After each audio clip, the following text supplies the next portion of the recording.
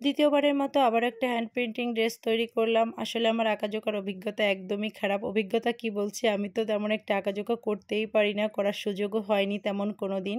এর আগে অবশ্য আমি একটা ড্রেস তৈরি করেছিলাম, সেটা মোটামুটি সবাই ভালোই বলেছে, তবে সেটা অন্য কালার ছিল। এবার সাদা কালারের উপর ট্রাই করলাম, কিন্তু করার আগে অনেক মনে ভয় লাগতেছিল কেমন হবে, সাদা ড্রেসটা না জানি নষ্ট হয়ে যাবে কিনা। আর এই যে কালার গ্রেডিং বলো, তারপর হচ্ছে এই আঁকা আমি কোনো ইউটিউব দেখে করিনি, নিজের মনে যা আসছে সেরকমই করে ফেলছি। বাট ড্রেসটা তৈরি করার পর আমার ভীষণ ভালো লাগছে, বলতে পারো আমি ড্রেসের প্রেমে পড়ে গেছি।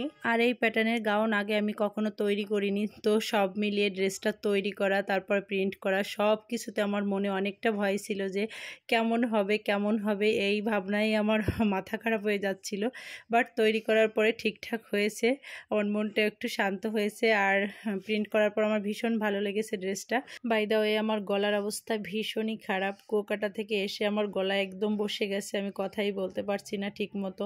তারপরও ভিডিও দেওয়ার জন্য হচ্ছে আমি একটু ভয়েস ওভার করলাম। তো তোমাদের ড্রেসটা কেমন লাগলো সেটা একটু কমেন্ট করে জানিও। আজকের মতো এই পর্যন্তই, বাই বাই, টাটা।